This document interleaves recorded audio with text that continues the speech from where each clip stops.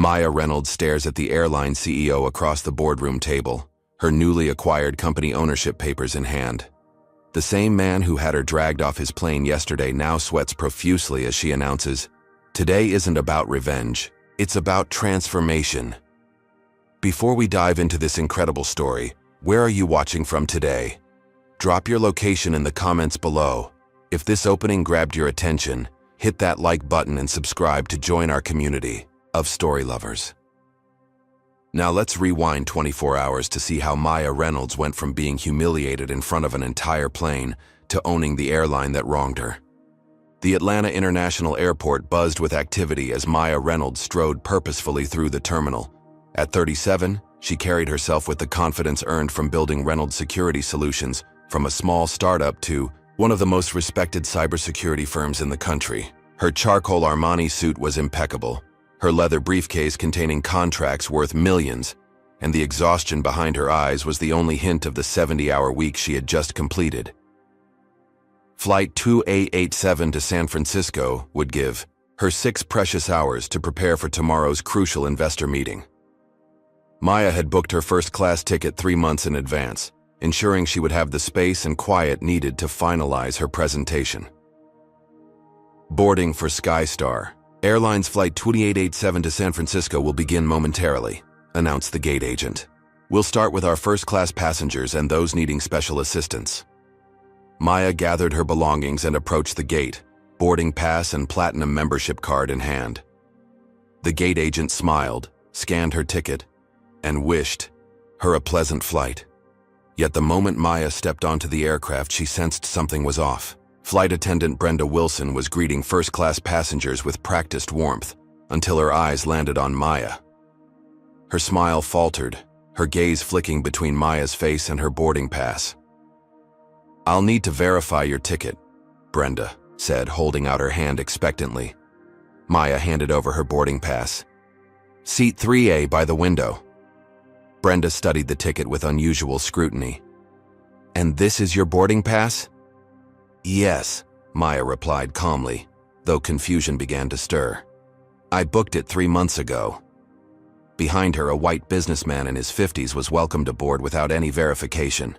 Then another, and another. None were asked to show their boarding passes a second time. "There seems to be some confusion about your seat assignment," Brenda said, her voice carrying enough for nearby passengers to hear. "Would you mind stepping aside while I verify this with the gate?" Maya maintained her composure. "My seat is 3A. The boarding pass was just scanned at the gate. There's no confusion." "Ma'am, if you could just cooperate." Brenda's tone hardened, her smile rigid. "We need to make sure everyone is in their proper place." The implications weren't lost on Maya. She'd faced this kind of confusion before. The sudden scrutiny. When she entered spaces others didn't expect to see someone who looked like her. "Is there a problem?"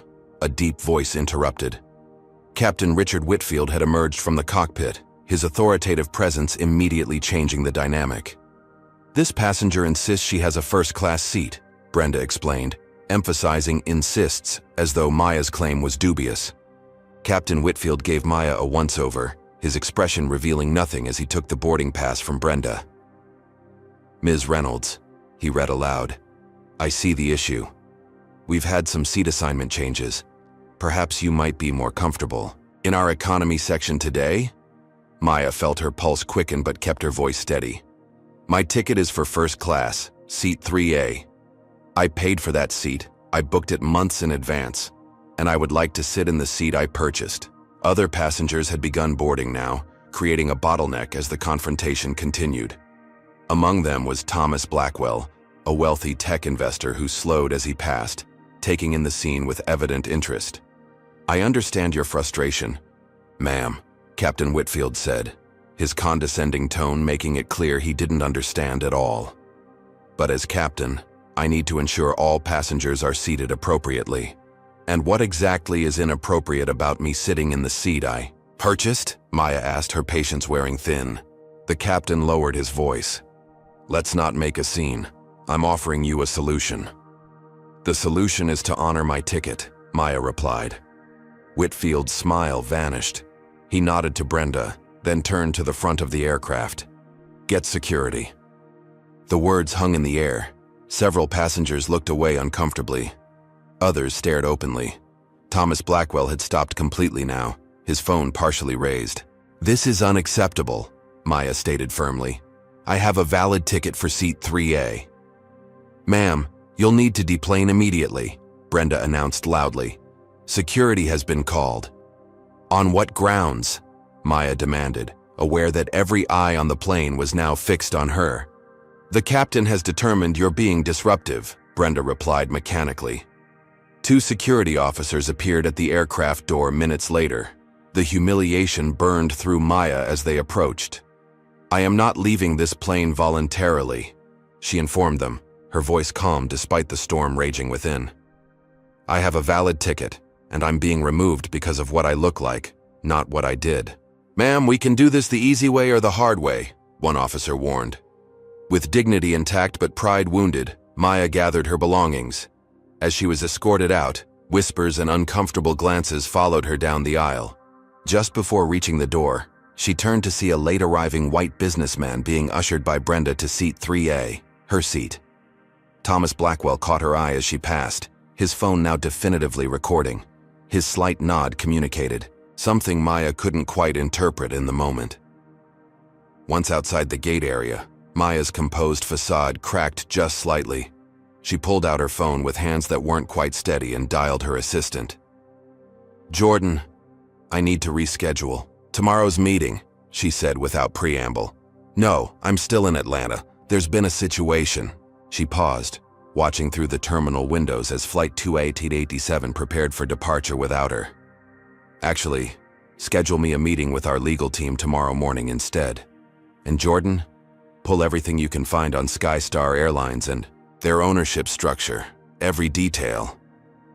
As she ended the call, Maya's focus sharpened through the haze of humiliation. This wasn't just an inconvenience or an insult. It was a mistake. Skystar's mistake, and one they would soon regret profoundly. The evening light cast long shadows across Maya's downtown Atlanta penthouse as she paced barefoot across the hardwood floors. Her shoes had been discarded hours ago, along with her jacket, but her mind remained formally dressed for battle.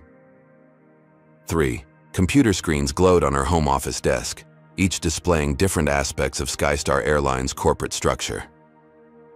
"William Hartford III, Maya murmured, studying the smiling face of Skystar's CEO. He looked exactly as she had, expected, silver-haired, country club tan, with the confident smile of someone who had inherited his position rather than earned it. Fourth-generation airline executive, Princeton graduate, board member of 6 exclusive golf clubs. Skystar had begun as Hartford Airways in the 1950s, growing from a regional carrier to a national airline through a series of aggressive acquisitions. The company had gone public in the 1980s, but the Hartford family maintained controlling interest through a complex structure of holding companies and preferred stock arrangements. Maya's phone buzzed with an incoming call from Zara Washington. Maya had met Zara in law school before dropping out to launch her tech company. While Maya built security systems, Zara had become one of Atlanta's most formidable corporate attorneys. "Please tell me you've already filed suit against those racists," Zara said without preamble. "Hello to you too," Maya replied, a small smile breaking through her focused expression. "And no, not yet. I'm researching." "What's to research?" "They humiliated you publicly because you're a black woman who dared to sit in first class. Open and shut case of discrimination." "It's not that simple," Maya sighed, switching one of her screens to display Skystar's stock performance. "Filing a discrimination lawsuit would get me an apology and maybe some settlement money. That's not what I want." "What do you want?" "Justice," Maya answered. "The kind that makes sure this doesn't happen to anyone else." "I've seen how Skystar handles these situations," Zara warned. "This isn't their first discrimination complaint. They settle quietly, sign NDAs, promise diversity training, and nothing changes." Maya paused. "You've handled cases against them before?" "Not personally, but I know colleagues who have. Hartford runs that airline like it's still 1955. The company, culture flows from the top, and the fish is rotting from the head." A notification popped up on Maya's phone. It was a social media alert. Someone had tagged her in a post. She opened it to find a video taken from inside the aircraft, showing her confrontation with Brenda and Captain Whitfield, followed by security escorting her off the plane. The post came from Thomas Blackwell's verified account with the caption, "Witnessed blatant racism on Skystar Flight 2887. This accomplished businesswoman was removed from her paid first-class seat for no reason other than her race. Or Skystar explanation needed. Maya Reynolds, you handled this with incredible dignity." The video already had 20,000 views and was climbing rapidly. "Zara, I need to call you back," Maya said, staring at the spreading virtual wildfire. Before she could process this development, her phone rang again. An unknown number. "Maya Reynolds," she answered cautiously. "Ms. Reynolds, this is Alicia Chen from the Atlanta Journal-Constitution. I've seen the video of your experience on Skystar today, and I'd like to give you an opportunity to tell your side of the story." Maya's mind raced. Public attention wasn't something she had anticipated, but perhaps it could be leveraged. "I appreciate your interest, Ms. Chen, but I need to consider my response carefully. Can I call you back tomorrow?"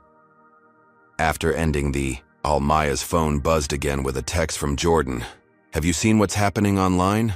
Also found something interesting. Hartford Capital Group, same family as airline, is trying to raise significant capital. Looks like they're cash-strapped." Maya froze, her gaze shifting between the message and the financial data on her screen. The shape of something larger than a discrimination case began to form in her mind. A strategy that could change everything. She pulled up the market data for Hartford Capital Group. The holding company that controlled Skystar was indeed in the middle of a financing round, seeking substantial investment to shore up their position. Their stock had been declining steadily for 3 quarters. Maya dialed her CFO. "Marcus, how quickly can we liquidate our position in Vertex Technologies? The shares we bought last quarter? Why would we sell now? I need capital available. Immediately." "Maya, it's 11 at night. What's going on?" "Emergency executive meeting, my office, 7 a.m. tomorrow. Tell everyone it's mandatory." She paused, a small smile forming. "And Marcus, bring the acquisition playbook." Maya ended the call and returned to her screens, the humiliation of the afternoon transforming into focused determination. Skystar had made her exit their aircraft, but they had unknowingly opened the door to something much bigger. If William Hartford III thought today was problematic, he had no idea what tomorrow would bring. She opened her email and began composing a message to her legal team, financial advisors, and board members. The subject line read simply, "Operation First Class." The Reynolds Security Solutions headquarters occupied the top 3 floors of a gleaming tower in Atlanta's business district. By 7 a.m., the main conference room was filled with the company's leadership team, confusion and curiosity evident on their faces as they sipped coffee and exchanged theories about the emergency meeting. Marcus James, the company's CFO, was reviewing financial documents with a furrowed brow when Maya entered the room. The conversations immediately ceased. "Thank you all for coming in early," Maya began, standing at the head of the table then sitting. "Yesterday, I experienced something that was both personally humiliating and professionally enlightening." She recounted the incident on the Skystar flight, her voice matter-of-fact and devoid of the emotion she had felt in the moment. As she spoke, her assistant Jordan displayed the social media response on the main screen. Thomas Blackwell's video had over 2 million views by morning, and Foster Boycott Skystar was trending nationally. "This is outrageous," said Vivian Chen, the company's chief marketing officer. "We should support you in taking legal action." "I'm not interested in a settlement," Maya replied. "I'm interested in acquisition." The statement landed like a stone in still water, ripples of surprise moving through the room. "Acquisition?" Marcus repeated incredulously. "You want to buy an airline because they were racist to you?" "I want to buy an airline because I've identified a strategic opportunity," Maya corrected. "Skystar's routes align perfectly with our client expansion plans in the western states. Their technology infrastructure is outdated, creating security vulnerabilities we're uniquely positioned to address.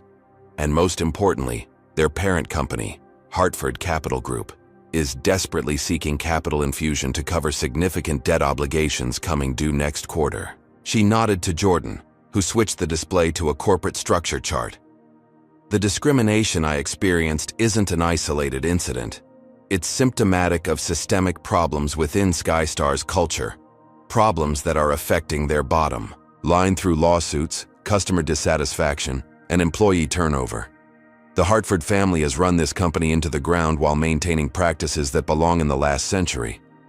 Marcus shook his head. Maya, I understand you're angry, but this is a massive diversion of company resources for what feels like a personal vendetta. Is it really wise to risk our company's stability this way? Asked Deanna Foster, the operations director. Let me ask you this, Maya responded, her voice level. If I had come to you with this acquisition target last week, showing you their vulnerable financial position, their strategic route alignment with our growth plans, and the opportunity to acquire a distressed asset at below market value, what would you have said? The room fell silent as her point registered.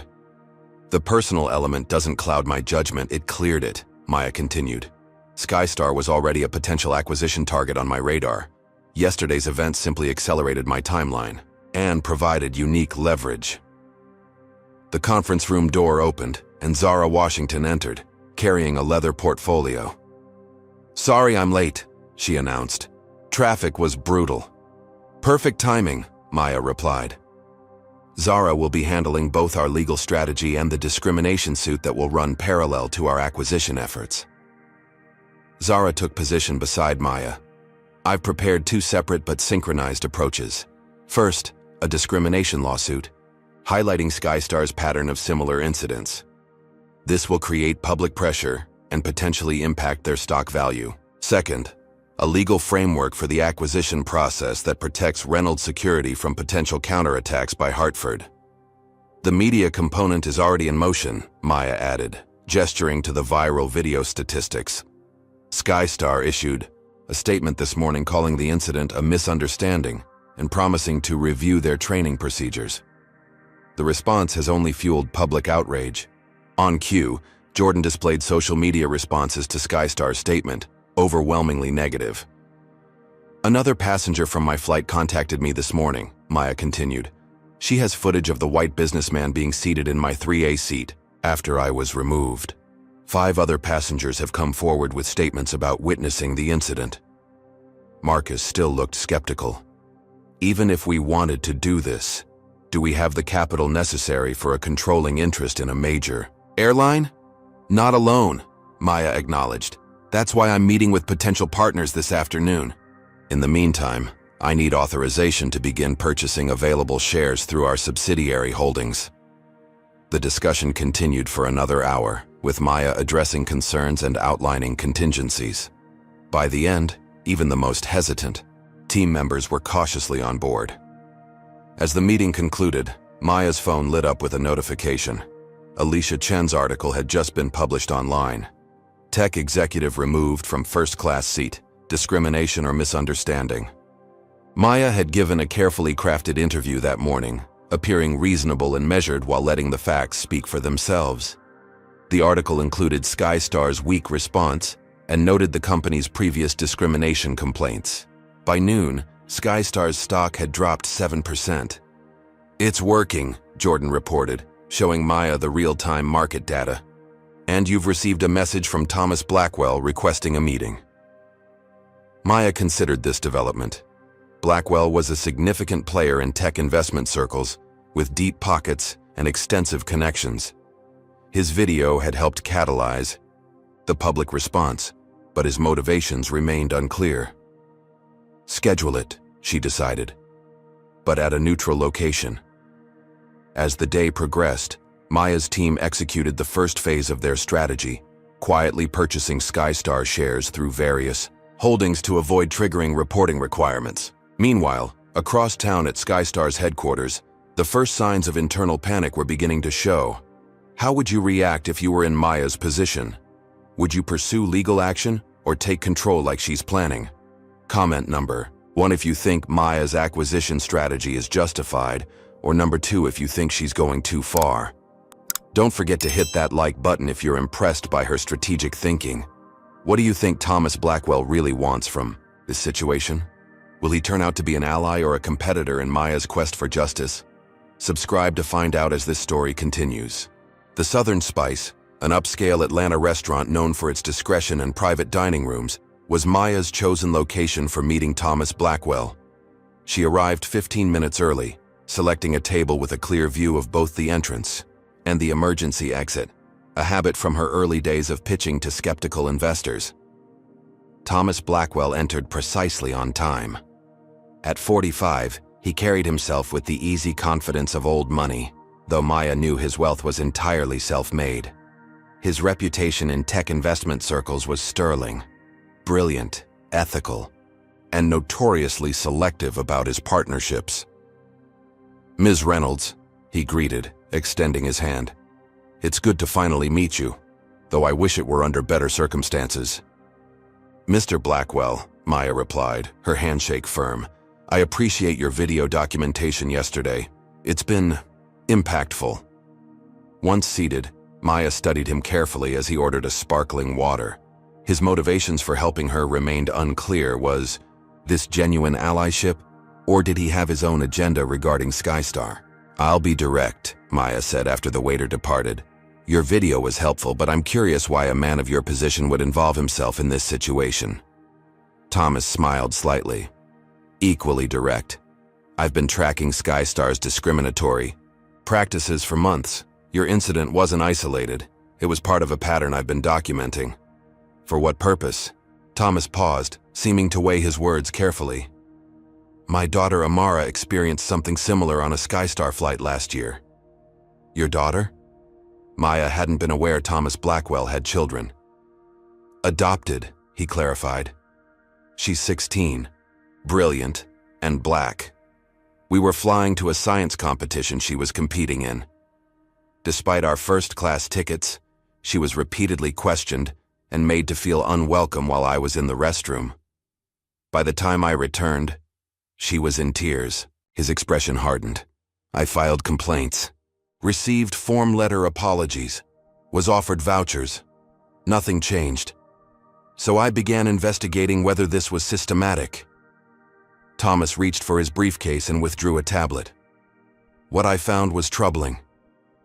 He slid the device across to Maya, displaying a spreadsheet with dozens of incidents documented over the past 18 months. Dates, flight numbers, names, and brief descriptions of discriminatory treatment. "Some of these people filed complaints," Thomas explained. "Others vented on social media. Many probably said nothing at all, but the pattern is unmistakable." Maya scrolled through the data, recognizing the familiar contours of institutional discrimination, subtle enough to maintain plausible deniability, pervasive enough to constitute policy and practice. "This is compelling," she admitted. "But why share it with me now?" "Because I heard through my network that you're making moves on Skystar stock." His directness caught Maya off guard. "And I want to help." Maya's expression revealed nothing as she evaluated this offer. "What exactly are you proposing?" "Partnership," Thomas replied without hesitation. "My capital combined with your company's assets and strategic position. Together we could secure controlling interest in Hartford Capital Group within weeks rather than months." Maya leaned back, considering. "And what would you want in return?" "A seat on the board, input on the reformation of company culture, and a reasonable return on investment." He paused. "And the satisfaction of seeing William Hartford III face consequences for once in his privileged life." For the next hour, they discussed terms, strategy, and vision. Thomas's resources were substantial, his knowledge of Skystar's vulnerabilities detailed, and his commitment to systemic change appeared genuine. By the time their entrees arrived, Maya was cautiously convinced of his sincerity. "I'll have my team draft partnership terms," she concluded. "But time is of the essence. Hartford won't remain oblivious to our moves for long." As if summoned by her words, Maya's phone buzzed with a call from an unknown number. She excused herself and stepped away from the table. "Maya Reynolds," she answered. "Ms. Reynolds, this is Jeffrey Palmer from Stanton and Palmer, Representing Skystar Airlines and Hartford Capital Group, came a clipped, formal voice. I'm calling to inform you that any public statements suggesting systematic discrimination at Skystar constitute defamation. Furthermore, we've become aware of unusual trading activity in our client's stock that may constitute market manipulation, when combined with your public allegations. Maya's grip tightened on her phone. Mr. Palmer, are you threatening me?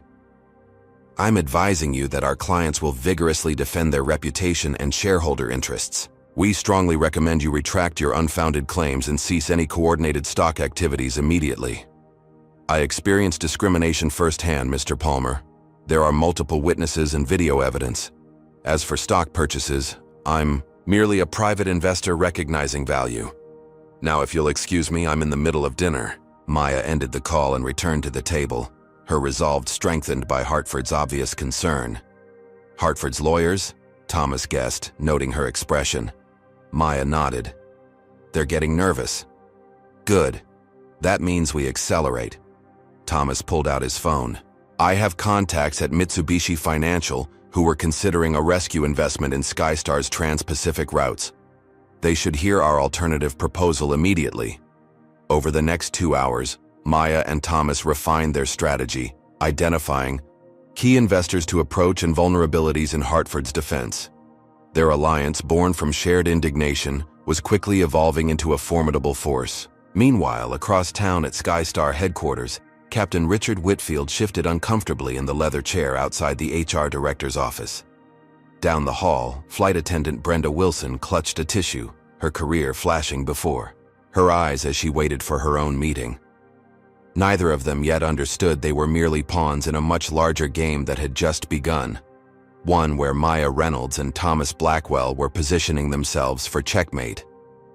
That evening, as Maya reviewed the formal partnership agreement Zara had drafted, her assistant Jordan rushed into her office.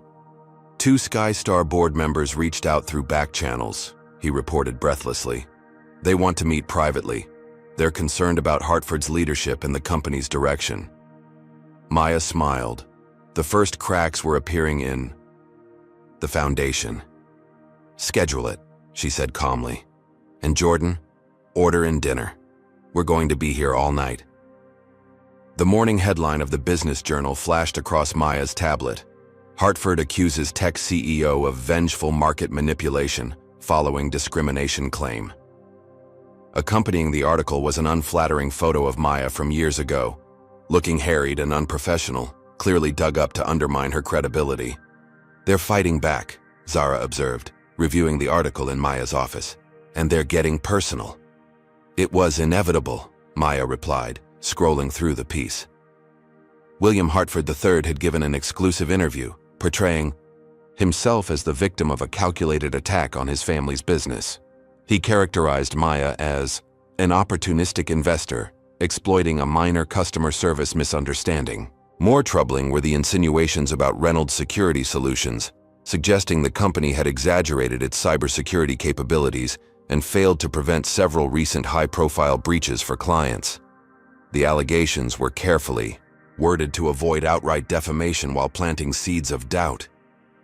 They're targeting your clients, Zara noted grimly. Hartford must have connections at Glendale Insurance.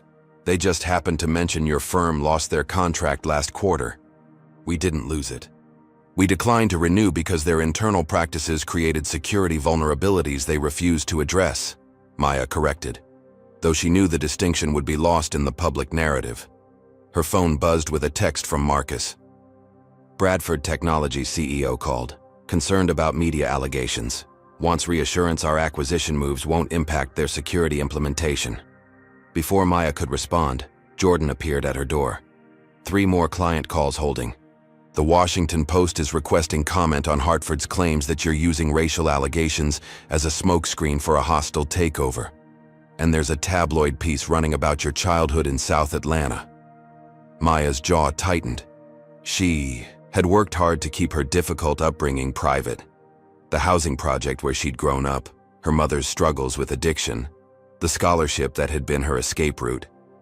None of it was shameful, but it was hers to share or withhold, as she chose. They're trying to distract us and force us to play defense, Maya assessed. Zara, file for an emergency injunction against the most damaging false claims. Jordan, set up a call with our top 10 clients to reassure them directly. And get Thomas on the line. We need to push back strategically. Within hours, the battle had intensified on multiple fronts. While Maya's legal team fought the defamation in court, Thomas Blackwell was experiencing his own backlash. My partners at Elevation Capital are questioning my involvement, he informed Maya during their emergency strategy call. Hartford has friends on their board. They're suggesting my judgment is compromised by personal feelings about my daughter's experience. Are you wavering? Maya asked directly. Not a chance, Thomas replied firmly. But we need to change the narrative. Playing defense won't work. Maya nodded, though he couldn't see it through the phone.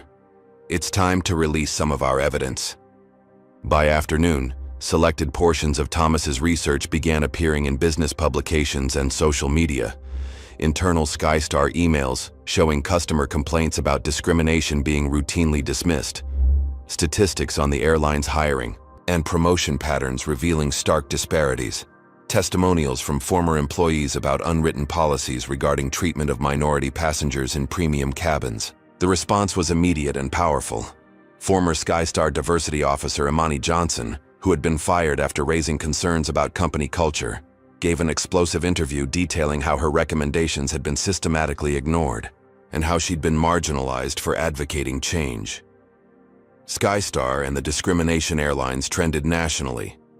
The company's stock dropped another 12% before trading was temporarily halted. Then came Hartford's desperate countermove. Maya's team intercepted information that Skystar was in rushed negotiations to sell to Continental Airways, a friendly corporation that would preserve the current management structure and effectively block any takeover attempt. They're trying to sell before we can buy, Marcus reported during an emergency meeting. Continental has submitted a letter of intent. They're moving to close within 72 hours. Maya's team worked through the night to block the maneuver, filing regulatory objections and reaching out to Continental's board members with evidence of the liabilities they would be acquiring. Jordan, running on coffee and determination, discovered critical information in Hartford's transportation regulatory filings. There were safety violations that were covered up, he reported, placing the documents on Maya's desk at 3 a.m. Hartford personally intervened to have the reports modified. If the Federal Transportation Authority knew about this, Maya immediately contacted her regulatory affairs consultant, a former FTA commissioner. By dawn, the FTA had announced a special investigation into Skystar's compliance and safety records. Continental Airways abruptly withdrew their purchase offer. As the sun rose on the third day of the battle, Maya received a call from a number she didn't recognize. When she answered, the voice on the other end was both familiar and surprising. Ms. Reynolds, William Hartford. The airline CEO's tone was strained but cordial. I think it's time we spoke directly. One business leader to another. Maya's grip tightened on her phone. I'm listening. This situation has escalated unnecessarily, Hartford said, his practiced charm evident even through the phone. We both know how these media storms work. Facts get distorted. Emotions run high. I'd like to propose a resolution that benefits everyone. What did you have in mind? Maya asked neutrally. Skystar is prepared to offer you a substantial settlement for your unfortunate experience, a public apology, and a seat on our board to help guide our diversity initiatives moving forward. His tone suggested he was bestowing a great honor. In return, you would cease your current market activities and make a joint statement with me about our shared commitment to improvement. Maya let the silence stretch for several seconds before responding. Mr. Hartford, I appreciate your call, but this isn't about money. It's about accountability. Everyone has a price, Ms. Reynolds, Hartford replied, his charm slipping slightly. Name yours. That's where you're mistaken, Maya said calmly. Some things can't be bought.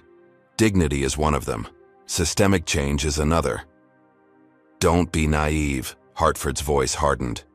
You're playing a game with rules you don't understand against people who've been winning for generations. Perhaps that's exactly why the rules need to change, Maya replied. Goodbye, Mr. Hartford. As she ended the call, Maya felt a renewed clarity of purpose. Hartford had revealed his fundamental misunderstanding of her motivation. He believed this was a negotiation, when in fact it was a reckoning. She turned to find Jordan standing in her doorway, his expression tense. "What is it?" she asked. "Our primary financing bank just called. They're withdrawing their commitment letter for the acquisition funding." He swallowed hard. Hartford got to them. Maya absorbed this setback, her mind already racing toward alternatives. "Contact the Urban Investment Coalition. Tell them I need to meet with their leadership today." "The minority-owned banking consortium? But they don't have the capacity for this scale of—" "They will if they form a syndicate," Maya interrupted, "and they'll understand exactly why this matters beyond the balance sheet." By sunset, Maya had secured alternate financing through an unprecedented coalition of minority-owned financial institutions, each contributing what they could to a syndicated loan structure. The terms were less favorable than her original bank had offered, but the capital would be there when needed. As she finally returned to her apartment that night, exhausted but undeterred, Maya reflected on how quickly a simple airplane seat had transformed into something far more significant. This was no longer just about her experience or even about Skystar Airlines. It had become about challenging a system that had operated unchecked for too long. Tomorrow would bring new battles. Hartford would not surrender his family legacy without using every weapon at his disposal. But for the first time since this began, Maya was certain of one thing. She would not be the one removed from her seat this time. The conference room at Reynolds Security Solutions had transformed into a war room. Digital dashboards displayed Skystar's stock performance, media sentiment analysis, and acquisition progress in real time. Zara's legal team occupied one end of the long table, while financial analysts and strategists filled the other. At the center, Maya and Thomas reviewed documents that had just arrived via secure courier. These were extracted from Skystar's document retention system by a whistleblower, Thomas explained, his voice low despite their privacy. They were scheduled for deletion tomorrow. Maya scanned the internal emails, her expression darkening. With each page, the correspondence, primarily between William Hartford III and his executive team, revealed a corporate culture far more toxic than even she had suspected. "Look at this," she said, pointing to an email from Hartford to his VP of Customer Experience. He specifically instructs them to maintain the premium experience by ensuring the right demographic balance in first class. The right demographic? Balancecom, that's corporate speak for discrimination. Thomas nodded grimly. And here, he's responding to diversity hiring goals by asking, how many of these people do we actually need to hire to keep the government off our backs? The documentation was comprehensive and damning. Hartford had not only known about discriminatory practices, he had directed them, creating unwritten policies that filtered down through the organization while maintaining plausible deniability. There's a pattern to their promotion denials too, noted Vivian Chen, reviewing another file. Qualified minority candidates consistently passed over with identical language in their rejection notices. Maya turned to Zara. Is this enough for the federal discrimination investigation? More than enough, Zara confirmed. This establishes that the discrimination was systematic and directed from leadership.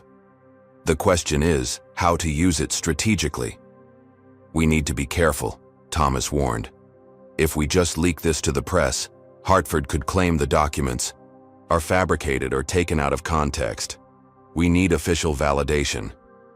Maya considered their options. We take it to the federal investigators first. Let them authenticate the documents and incorporate them into their official investigation. As her team began preparing the evidence for submission, Maya's phone buzzed with a message from an unknown number. This is Brenda Wilson, flight attendant from Skystar 2887. Need to talk privately. Important information. Maya showed the message to Thomas and Zara. It could be a trap, Zara cautioned. Hartford trying to get you to say something they could use against you. Or she could be another potential whistleblower, Thomas countered. Either way, we should hear what she has to say. Maya agreed to meet Brenda at a public cafe near Centennial Park, with Zara at a nearby table and security personnel stationed discreetly throughout the venue. When Brenda arrived, she looked nothing like the confident flight attendant who had questioned Maya's right to sit in first class. Her uniform was replaced by casual clothes, her professional makeup absent, and her hands trembled slightly as she clutched her purse. "Thank you for meeting me," Brenda began, her voice barely above a whisper. "I want to apologize for what happened on that flight." Maya's expression remained neutral. "I appreciate that, but I'm more interested in why it happened." Brenda glanced around nervously before leaning forward. "We were trained to do it. Not officially, not in writing, but the message was clear. Profile and protect, they called it, making sure first class maintained its expected atmosphere. Meaning keeping people who look like me out," Maya stated flatly. Brenda nodded, shame evident in her expression. "There were incentives, better routes, schedule preferences for those who maintained standards. Captain Whitfield was the worst. He would check the first-class manifest before every flight and make comments about maintaining the Skystar experience." "Why are you telling me this now?" "Because they're making me the scapegoat," Brenda replied, her voice breaking slightly. "HR called me in yesterday. They're building a case to fire me for failure to follow customer service protocols. They're saying I acted alone against company policy." Maya studied the woman across from her. "Do you have documentation? Anything proving these directions came from above?" "Some. Training materials with coded language about passenger compatibility and maintaining cabin harmony. Text messages from supervisors. And I recorded my meeting with HR yesterday when they tried to make me sign a statement taking full responsibility." This was exactly the kind of corroborating evidence they needed. Proof that Maya's experience wasn't an isolated incident, but part of a systematic pattern directed from the highest levels. "I was wrong," Brenda admitted quietly. "Not just on that flight, but every time I went along with it. I told myself I was just doing my job, but..." She trailed off.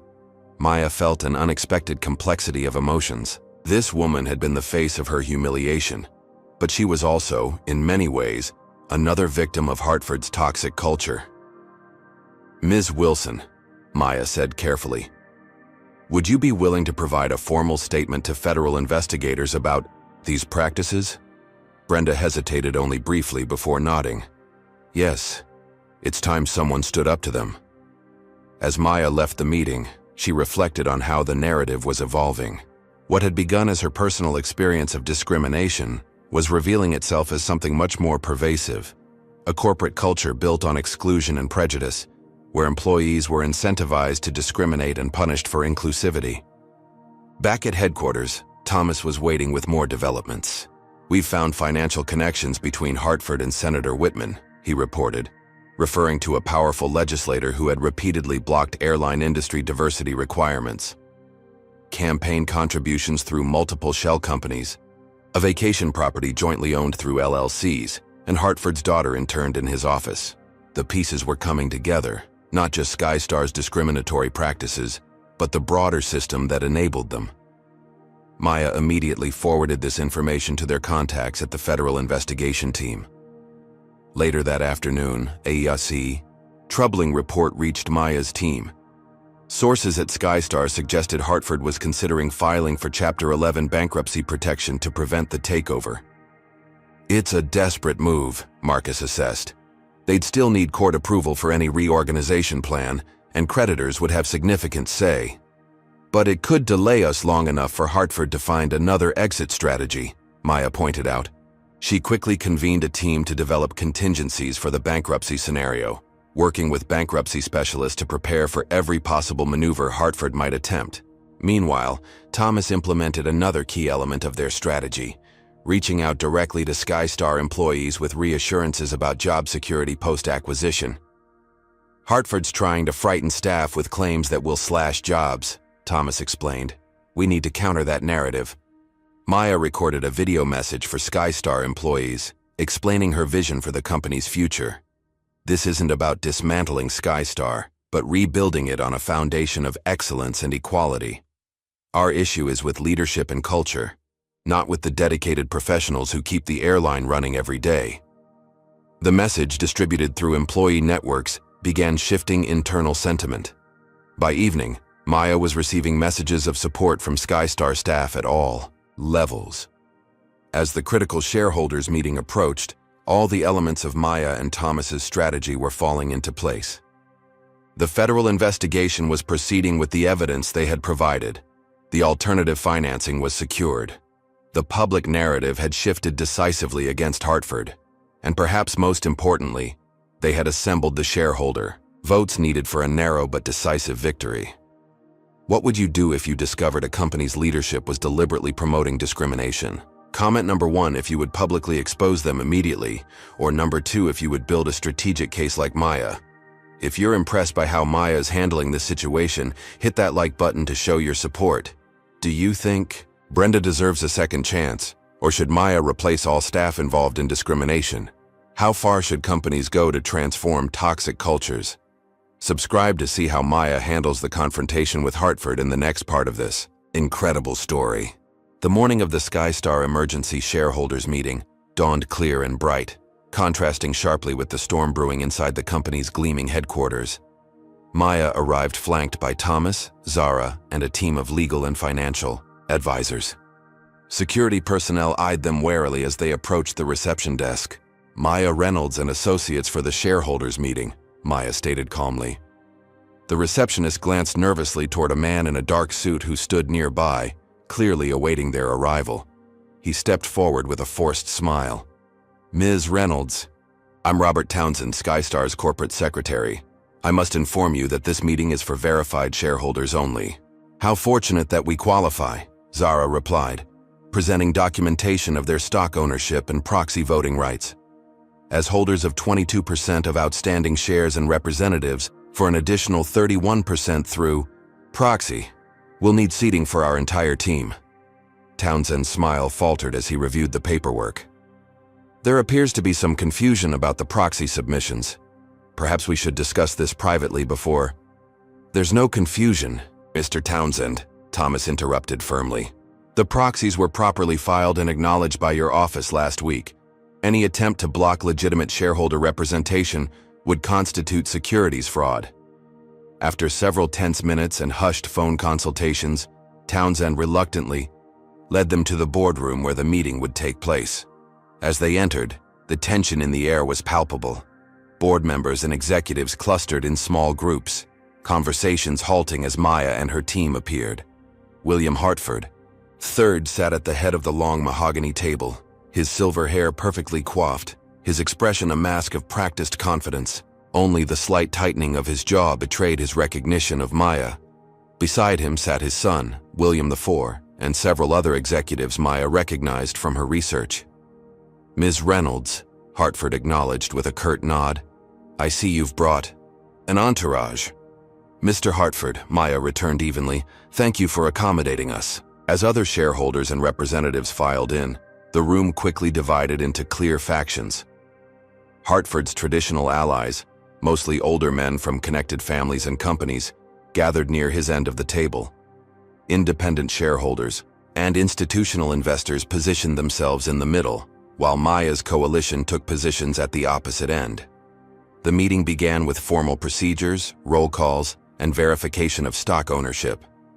Throughout these preliminaries, Hartford maintained an air of confident control, though Maya noticed him repeatedly glancing at a tablet where vote tallies were presumably being updated in real time. When the time came to address the core issue, the no confidence vote in current management and the proposed change in controlling interest, Hartford rose to speak first. Distinguished shareholders and board members, he began, his voice resonating with practiced authority. We face an unprecedented attempt to seize control of this company through manipulation of public sentiment and exploitation of a single customer service incident. He paced slowly, making eye contact with key shareholders. SkyStar Airlines has been a cornerstone of American aviation for 70 years. The Hartford family has safely carried millions of passengers through war, recession, and industry upheaval. We have remained independent when others sold out, committed to quality when others cut corners. His gaze settled on Maya. Ms. Reynolds experienced a regrettable misunderstanding on one of our flights. For that, We have apologized and offered generous compensation. But make no mistake, this takeover attempt is not about improving our company or addressing legitimate concerns. It is a calculated financial maneuver wrapped in social justice rhetoric. Several of Hartford's allies nodded in agreement. Hartford continued, his voice rising passionately. What does a cybersecurity executive know about running an airline? What experience does Ms. Reynolds have managing a company with 12,000 employees and a fleet of 137 aircraft? This is not about creating value for shareholders or improving service for customers. This is about revenge, pure and simple. He returned to his seat at the head of the table, gesturing expansively. The Hartford family built this airline from nothing. We weathered the Great Depression, fuel crises, and terrorist attacks. We have given our lives to this company and this industry. I ask you today to stand with us against this opportunistic attack on our legacy. Murmurs filled the room as Hartford concluded. Maya could see uncertainty in the faces of some independent shareholders. She rose calmly, straightening her jacket as she moved to the position Hartford had just vacated. Thank you, Mr. Hartford, for that impassioned defense of your family's legacy, she began, her voice clear and measured. Legacy is indeed important. It's what we leave behind, how we'll be remembered, the values we've stood for. She paused, looking around the room. The question before us today isn't about erasing SkyStar's history. It's about honestly confronting that history, including its darker chapters, and charting a better course for its future. Maya opened a folder and removed several documents. You've heard Mr. Hartford dismiss my experience as a single customer service incident. But the evidence tells a different story. She displayed the first document on the room's presentation screen, a statistical analysis of customer complaints by demographic group. SkyStar receives 400% more discrimination complaints than the industry average. Black first class. Passengers are 17 times more likely to be questioned about their seating assignments than white passengers. She advanced to the next slide, internal emails with certain passages highlighted. These communications from Mr. Hartford himself direct staff to maintain what he calls passenger demographic balance in premium cabins. When asked to clarify this policy, he wrote, and I quote, "Some passengers simply don't feel comfortable with too much diversity in the premium experience." Gasps and murmurs filled the room. Hartford's face flushed red. "This is outrageous," he interrupted. "Those emails are taken completely out of context." "The context is quite clear, Mr. Hartford," Maya replied calmly, "as is the pattern they establish." She continued presenting evidence, testimony from former employees about systematic discrimination, financial data showing declining performance under current management, and safety violations that had been concealed from regulators. The issues at SkyStar go far beyond a single incident, Maya explained. They reflect fundamental failures of leadership, ethics, and business judgment. The company's financial performance has declined for 12 consecutive quarters under current management. Customer satisfaction ratings have fallen to the bottom quartile of the industry. Employee turnover is at a record high. She turned to face Hartford directly. "This isn't about revenge, Mr. Hartford. It's about recognizing that your leadership is failing this company by every measurable standard." Hartford's composure cracked. "Who do you think you are?" he demanded, rising from his seat. "You come in here with your diversity agenda and your social justice warrior mentality, trying to tell me how to run the company my grandfather founded?" A uncomfortable silence fell over the room at his outburst. Hartford seemed to realize his error too late, attempting to regain his professional demeanor. "What I mean is," he backpedaled, "Ms. Reynolds lacks the industry-specific knowledge to recognize discrimination when I experience it," Maya interrupted. "To identify toxic leadership when I see it? To understand that a company culture flows from the top down?" She turned back to the shareholders. "Mr. Hartford is right about one thing. I don't have 70 years of airline experience. I bring fresh perspective, technological innovation, and a commitment to excellence that transcends industry boundaries." Thomas Blackwell stood to join her. "And she's not alone. Our leadership team combines aviation experts, customer experience, innovators, and financial specialists with proven track records of turning around underperforming companies." Maya resumed her presentation. outlining their detailed plan for SkyStar's future. Modernized systems, improved employee training and retention, expanded routes, and a revitalized brand built on inclusive excellence. As she concluded, an institutional investor who had remained silent throughout the proceedings raised his hand. Harold Chen, representing Pacific Investment Group, controlled a significant block of shares that neither side had definitively secured. "Ms. Reynolds," he began thoughtfully, "your presentation is compelling, but substantial change always carries risk. Why should we believe your team can execute this ambitious vision?" Maya had anticipated this crucial question. "Because we already have," she replied confidently. Reynolds Security Solutions faced similar challenges when we expanded into government contracting 5 years ago. Entrenched competitors, resistant bureaucracy, outdated systems. We succeeded by combining respect for institutional knowledge with the courage to challenge flawed practices. She displayed performance metrics from her company's transformation. We retained 87% of staff through the transition while improving productivity by 34%. We can apply these same principles at SkyStar, preserving what works while fixing what doesn't. Chen nodded slowly, making notes. After a few more questions from shareholders, the room fell silent as the vote was called. Electronic voting began, with real-time results tabulated on a secured system. The minutes stretched painfully as the votes were tallied and verified. Maya maintained her composed exterior while her heart raced. Everything they had worked for came down to this moment. Finally, the corporate secretary rose. "The final vote. Tally on the motion of no confidence in current management and approval of the proposed change in controlling interest is as follows." The room held its collective breath. In favor, 52.7%. Opposed, 47.3%. The motion passes. For a moment, the room remained completely silent as the implications registered. Then Hartford slammed his fist on the table. "This is not over," he declared, his voice shaking with anger. "I'll challenge this vote. I'll take this to every court in the land if necessary." "That's your right, Mr. Hartford," Maya acknowledged calmly. "But as of this moment, control of this company has legally transferred to the new shareholder coalition. Any interference with that transition would violate corporate governance regulations." Hartford rose, leaning toward Maya with barely contained fury. "You have no idea what you've done," he hissed, low enough that only those nearby could hear. "You think you can just walk in and take what my family built? You'll regret this." Security personnel shifted uncomfortably, uncertain whose orders they should now follow. Maya addressed the tension directly. "Mr. Hartford, this transition can be professional and dignified, or it can be unnecessarily contentious. The choice is yours, but the outcome remains the same." For a terrible moment, it seemed Hartford might escalate further. Then his son touched his arm gently, whispering something in his ear. The older man's shoulders sagged almost imperceptibly before he straightened again, gathering his dignity around him like armor. "I'll expect my attorneys to be contacted regarding the transition," he said stiffly before turning to leave the boardroom. As the door closed behind him, the atmosphere in the room transformed. Board members who had been silent throughout the proceedings now approached Maya and Thomas to introduce themselves.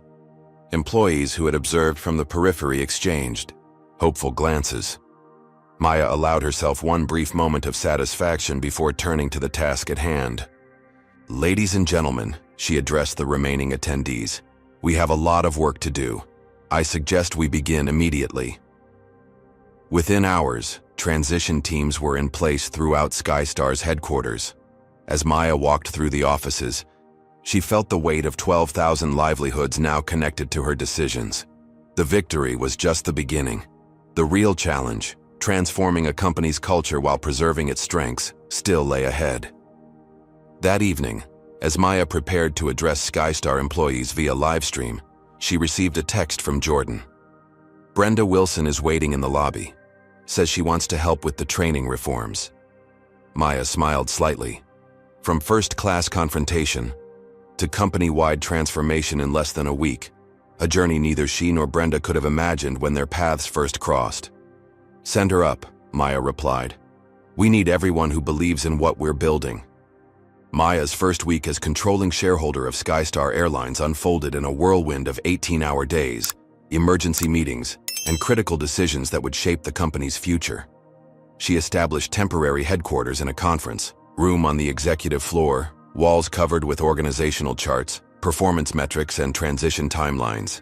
"We need to stabilize operations first," Maya instructed her leadership team during their dawn meeting. "Passengers shouldn't feel disruption during the transition. Then we address the culture, systems, and brand, in that order." Department. Heads filed in throughout the morning, many appearing apprehensive about meeting their new leader. Maya made a point of listening more than speaking in these initial interactions, identifying which executives were open to change and which were entrenched in Hartford's way of thinking. "The flight operations team is solid," Thomas reported after his meetings. "They're focused on safety and efficiency, mostly untouched by the cultural issues. Customer service and booking systems are where the discriminatory practices were most entrenched." Maya nodded. "We'll need an all-hands meeting as soon as possible. People are anxious and rumors are spreading." By noon, Maya stood on a makeshift stage in the company's largest hangar, surrounded by hundreds of employees while thousands more watched via live stream. The atmosphere crackled with uncertainty and hope in equal measure. "I know many of you are wondering what happens next," Maya began, her voice echoing through the cavernous space. "Let me start by addressing your most immediate concern: your jobs." She paused, making eye contact with the maintenance workers, flight attendants, and office staff nearest to her. Skystar employs 12,000 talented professionals who keep this airline running safely and efficiently every day. You are this company's greatest asset, not its problem. Our issue was with leadership and culture, not with you." Visible relief rippled through the crowd. "That said, changes are coming," Maya continued. "Starting today, we're implementing a zero-tolerance policy for discrimination of any kind against passengers or fellow employees. Every complaint will be taken seriously, investigated thoroughly, and addressed appropriately." She outlined the other immediate changes: an independent review board for past discrimination complaints, revised training for customer-facing staff, and a confidential channel for employees to report concerns. "I'm not here to punish people for following directions they were given," Maya emphasized. "I'm here to change those directions and create a company where excellence and equality go hand in hand." As the meeting concluded, Maya noticed both tears and smiles among the assembled staff. Change was always difficult, but for many, it appeared to be welcome. Later that afternoon, word reached Maya that Captain Richard Whitfield had submitted his resignation rather than face review of his conduct. She wasn't surprised. Men like Whitfield rarely adapted well to accountability after years of unchecked authority. More unexpected was Brenda Wilson's request for a meeting. Maya had assumed Brenda would simply accept the severance package offered to employees who preferred not to remain under new management. "Ms. Reynolds," Brenda began tentatively when they met in Maya's temporary office, "I expected to be fired immediately." "That would be the easy decision," Maya acknowledged, "but not necessarily the right one." Brenda's hands twisted nervously in her lap. "What happened on that flight? I've had a lot of time to think about it. I was wrong, but I was also following what I'd been taught was company policy." "Unofficial policy," Maya corrected. "Yes," Brenda admitted. "We never saw it in writing, but the message was clear in training, in which employees received praise and promotions, in the coded language supervisors used." Maya studied the woman carefully. "Why are you here, Ms. Wilson?" "Because I want to help fix it," Brenda replied, meeting Maya's gaze directly for the first time. "I know the training inside and out, where the problematic elements are embedded, how the biases are reinforced. I can help identify every aspect that needs to change." Maya considered the proposal. There was poetic justice in having the flight attendant who had challenged her first-class ticket now working to prevent such incidents in the future. More practically, Brenda's insider knowledge could accelerate the reform process. "You'll work with our training revision team," Maya decided. 3-month probationary period. "Your insights will be valuable, but your actions moving forward will determine your future with this company." Brenda nodded, relief evident in her expression. "Thank you for the second chance. I won't waste it." As Brenda left, Thomas entered, with updates from the financial team. The market's responding positively, stocks up 16% since the takeover. Analysts are cautiously optimistic about our turnaround plan. "And Hartford?" Maya asked. "Lawyering up as expected, but our position is legally solid. His more concerning move is a media offensive. He gave an inflammatory interview calling the takeover reverse racism and suggesting we'll implement hiring quotas that compromise safety." Maya shook her head.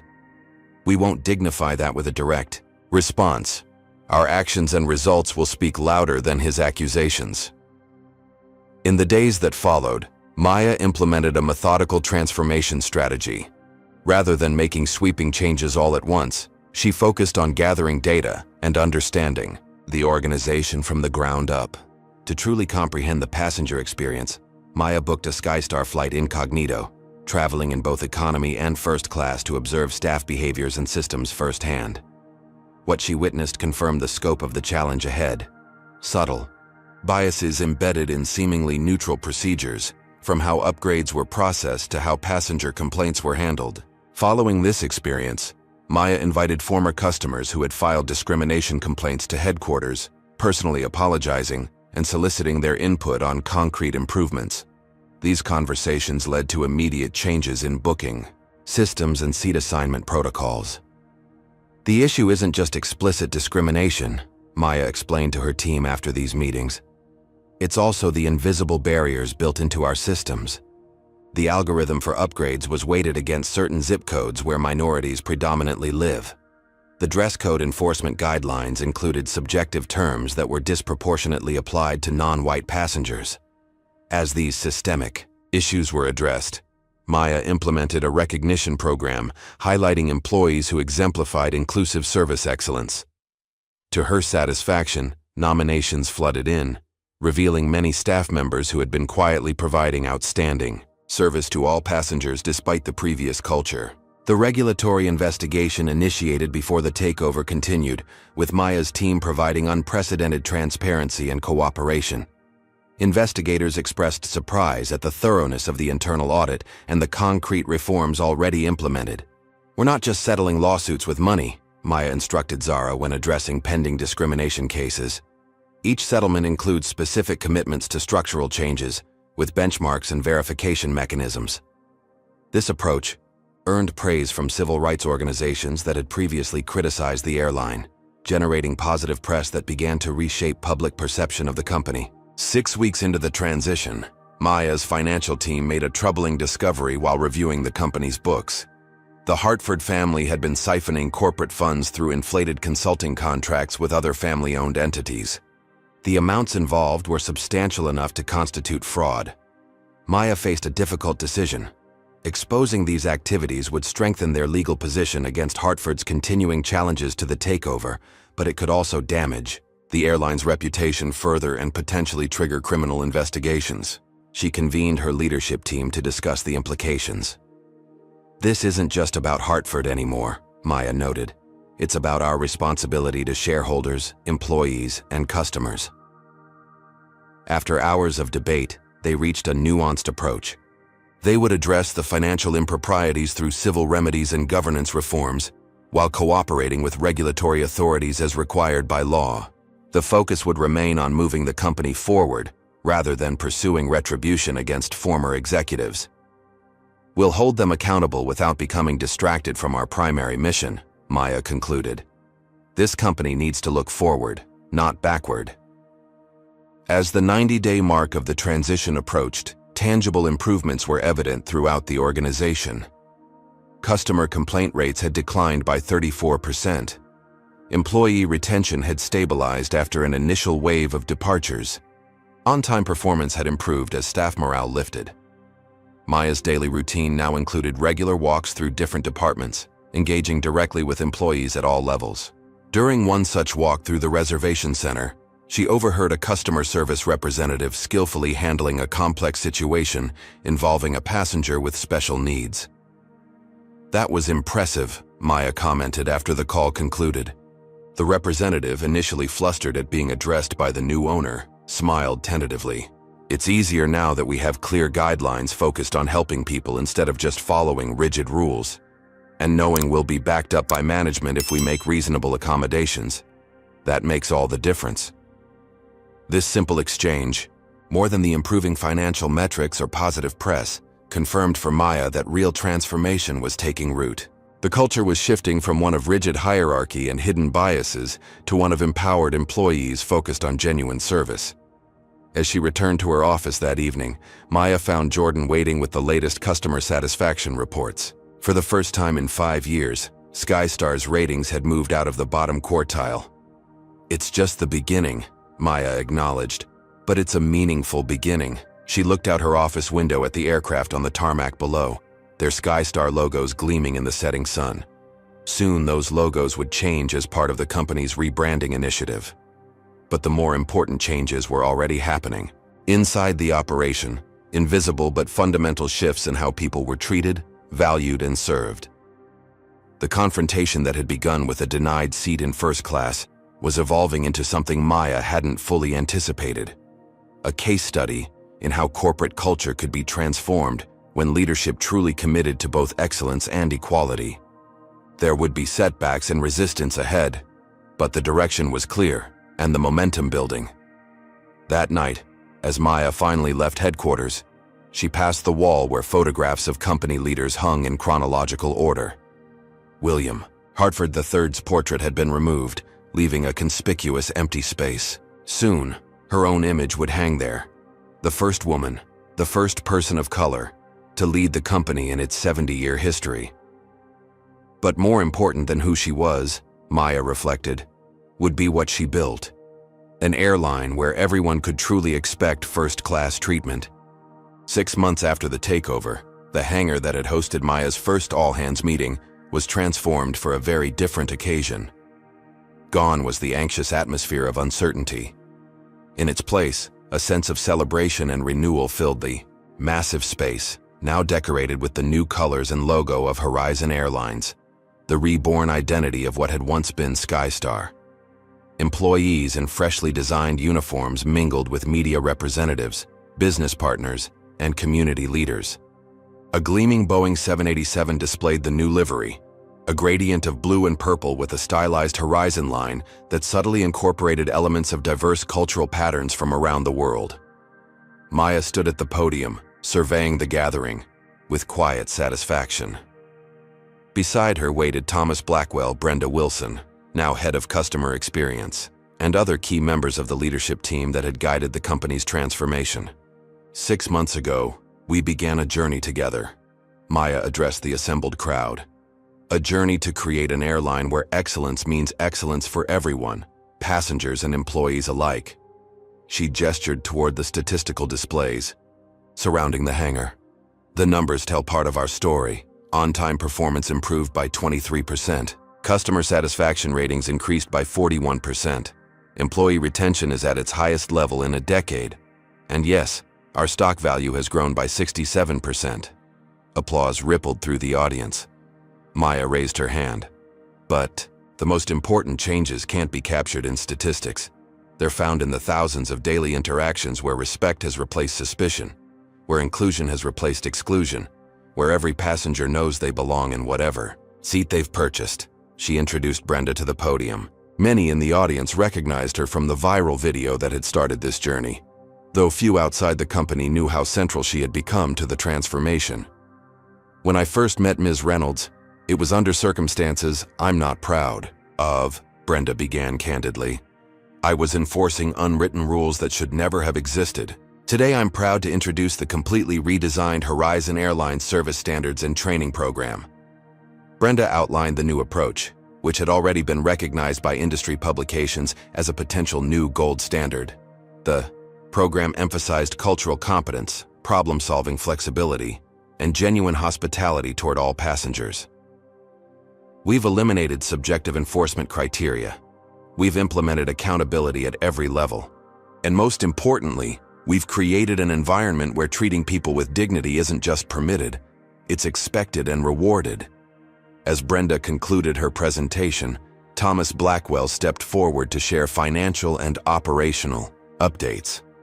The company's performance had exceeded even the most optimistic projections in their initial takeover plan. More significantly, minority hiring and promotion rates showed dramatic improvement, creating a leadership pipeline that better reflected the diverse customers the airline served. "We're proving what should have been obvious all along," Thomas noted. "Diversity and inclusion aren't just moral imperatives, they're business advantages. Our more diverse leadership team is making better decisions, connecting with broader customer bases, and identifying opportunities our predecessors missed entirely." The formal presentations concluded with Maya announcing a new initiative that held special meaning for her: the Horizon Futures Program, a scholarship and mentorship initiative for underrepresented groups in aviation. The program would provide financial support, internships, and career development for students pursuing careers as pilots, engineers, and aviation executives. "The first 20 Horizon Futures scholars are here with us today," Maya announced, gesturing to a group of young people standing together near the front. "They represent the future of this industry, a future that must be as diverse as the world we serve."